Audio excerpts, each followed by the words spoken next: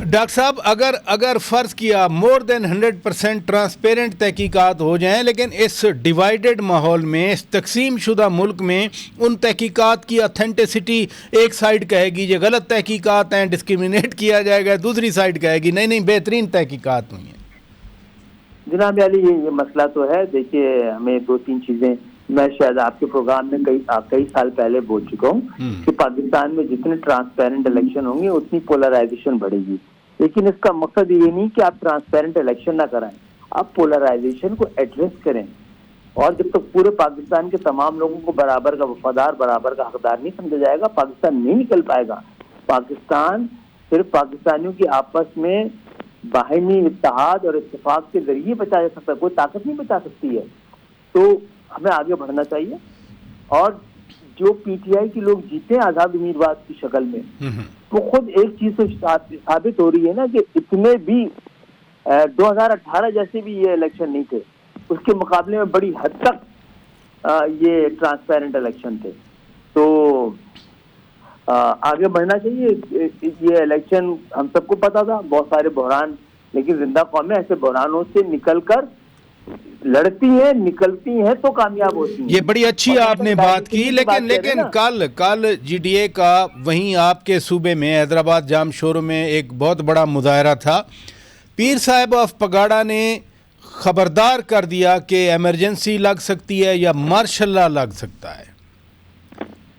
जनाब, back to back मैं 2 press conferences कर चुका हूँ कि सियासी कुव्वतें आपस में लड़के सारे दरवाजे और रास्ते बंद ना कर दें, मज़ाकरात करें, बातचीत करें, वरना फिर जिनकी जिम्मेदारी पाकिस्तान को बचाना है, पाकिस्तान के सॉवरेंटी का दिफा करना है, फिर उनको उनके हाथ में फैसले ना चले जाए, उनको मजबूरन कोई फैसला ना करना पड़ जाए।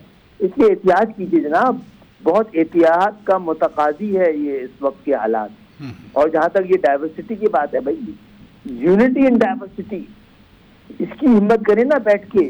और एथनिक पर्टिकुलरिज्म और कल्चरल प्लूरलिज्म दोनों को तस्लीम किया जाए, दोनों को साथ लेके चला जाए, कोई डायलॉग शुरू किए जाए, बड़े मिसाके मईशत से लेके मिसाके जमहूरियत से लेकर एक दूसरे को तस्लीम करने के लिए और ताजीम करने के लिए, एक दूसरे की शनाख्त पहचान को, एक दूसरे की स्पेस को, पॉलिटिकल स्पेस को, पॉलिटिकल मैंडेट को, कोई इस तरह की राय से सियासी कुव्वतें फैसला नहीं करेंगे तो कोई और आगे फैसला करेगा। डॉक्टर साहब, फैसला कोई और आकर करे न करे, लेकिन एक मीटिंग के हवाले से जिसमें आप मौजूद थे, मौलाना फजलुर रहमान साहब इंकशाफात कर रहे हैं। सवाल ये नहीं है कि कौन आया था, कौन नहीं आया था, कौन किस वक्त कहा था। बुनियादी सवाल ये है मौलाना फजलुर रहमान के इंटरव्यू के बाद कि सियासी कुव्वतों ने खुद तहरीक अदम एतमाद का फ़ैसला लाने का फ़ैसला किया था, या जिनके बारे में मौलाना कह रहे हैं उन्होंने कहा था। आप तो मौजूद थे उस मीटिंग में। जी, मैं कल वजाहत से बता चुका हूँ 2 बार कि ये जो बात वो कर रहे हैं कि पहली बात ये कि ये इलेक्शन में के रिजल्ट के बाद ये बात करने की ज़रूरत क्यों पेश आई। दूसरी बात ये कि जनाब उस वक्त के chief of the army staff general Bajwa ने कैटेगोरिकली हम लोगों से कहा, ये तजवीज़ रखी कि आप लोग ये तहरीक अदम एतमाद वापस ले लें और किसी दूसरे रास्ते पे हम इमरान खान इस बात के लिए तैयार, इमरान खान से बात की जाए, आप लोग बैठकर जल्दी इलेक्शन करने का कोई वो मुआहदा कर लें आपस में। ये बात हुई है सर। ये बातें उन दिनों में खुद खान साहब ने भी बताया था कुछ जर्नलिस्ट को, जिनमें मैं भी था, कि 3 जो तजावीज़ हैं उन पर बात हुई है, लेकिन पीडीएम या पीडीएम में जो लोग शामिल हैं वो नहीं मान रहे।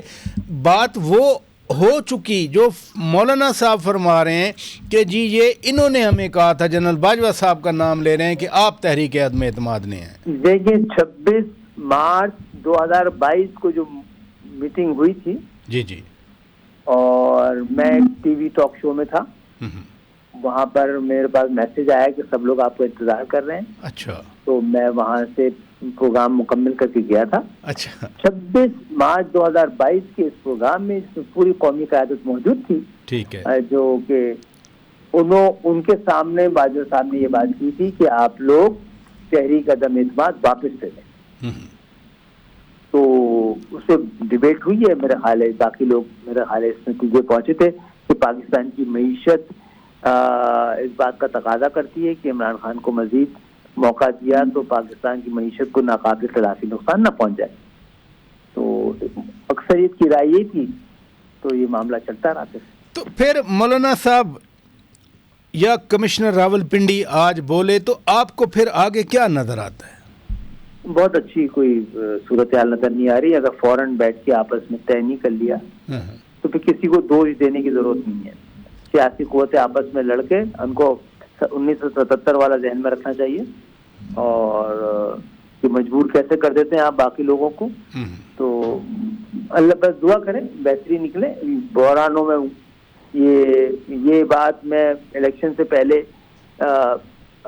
आपस में तो कर रहे थे हम, लेकिन मीडिया पे इसलिए नहीं कर रहे थे कि लोग समझेंगे शायद इलेक्शन से भागना चाहते हैं। इलेक्शन बहुत जरूरी था, जमहूरियत बहुत जरूरी है, लेकिन उससे खदशात यही थे कि वो एक नया महाज और नए इम्कानात और नए मसाइल के साथ ये इलेक्शन रुखसत होगा।